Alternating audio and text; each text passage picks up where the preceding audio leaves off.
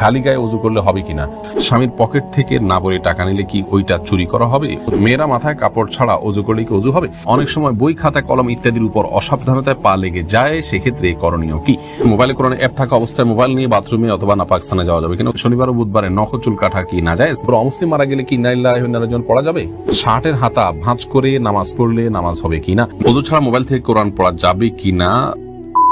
ভুল জানতে চেয়েছেন শনিবার ও বুধবারে নখ চুল কাটা কি না যায় না, কোনো দিন এমন নাই যেদিনে চুল কাটা বা নখ কাটা না যায়, কোন হাদিসে কোথাও নিষেধ করা হয়নি। শিপন আহমেদ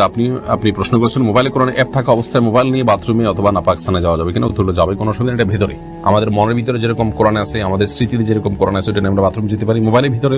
ওইটা আছে, যেতে পারে, কোনো অসুবিধা নেই। সুমাইয়া শিমু আপনি জানতে চেয়েছেন স্বামীর পকেট থেকে না বলে টাকা নিলে কি ওইটা চুরি করা হবে, ওই টাকা দান করলে কি গুনাহ হবে। বোন সুমাইয়া, স্বামীর পকেট থেকে যদি আপনি টাকা নেন এবং স্বামী যদি জানেন, মৌনসম্মতি যেটাকে বলে, তিনি জানেন যে হ্যাঁ আপনি নেন, কিছু বলেন না, এরকম হলে আপনি নিতে পারেন, যেটুকু তার মৌনসম্মতি আছে এটুকু। আর যদি তার মনোসম্মতি না থাকে, এটা মানে একেবারে নিয়মতান্ত্রিক যেটাকে চুরি বলা হয়, সেটাই যদি হয়, তাহলে সেটা আপনার জন্য জায়েজ হবে না, যদি তিনি আপনার ভরণ পোষণ এবং মৌলিক যে চাহিদা আপনার বা আপনার অধিকার, চাহিদা না, আপনার যে অধিকার আছে সেটা তিনি আদায় করে থাকেন, তাহলে সেক্ষেত্রে আপনি তার পকেট থেকে আর টাকা নিতে পারবেন না, যদি তার সম্মতি না থাকে। আর যদি মৌলিক চাহিদা পূরণ না করে থাকে, তাহলে সেক্ষেত্রে আপনার মৌলিক চাহিদা পূরণের জন্য যেটুকু নেওয়া দরকার সেটুকু আপনি নিতে পারবেন, এর অতিরিক্ত অংশ আপনার জন্য নেওয়া জায়েজ হবে না।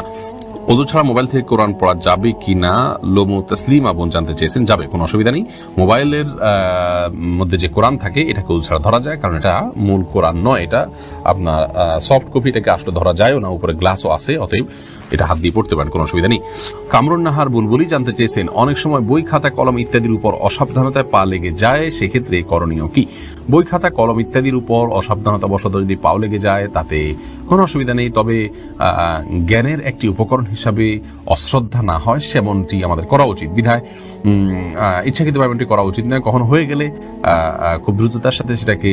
যথাযোগ্য জায়গায় রাখা উচিত এবং পায়ের শরীরে রাখা উচিত, এর বাইরে ওইটাকে ছুঁয়ে সালাম করতে হবে এমন কোনো কথা নেই, বাধ্যবাধকতা নেই। সাকিবুল হাসান জানতে চেয়েছেন মেয়েরা মাথায় কাপড় ছাড়া ওযু করলে কি ওযু হবে, মাথায় যদি কাপড় ছাড়া ওযু করেন আপনি, তাহলে সেক্ষেত্রে আপনার ওযু হয়ে যাবে,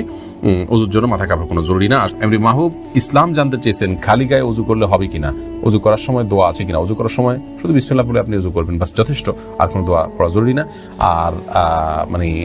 খালি গায়ে ওযু করতে পারেন, কোনো অসুবিধা। সীমান্ত আপনি জানতে চেয়েছেন কোনো অমুসলিম মারা গেলে কি ইন্না লিল্লাহি ওয়া ইন্না ইলাইহি রাজিউন পড়া যাবে, উত্তর পড়া যাবে, কোনো অসুবিধা নেই। ইন্না লিল্লাহি ওয়া ইন্না ইলাইহি রাজিউন এর অর্থ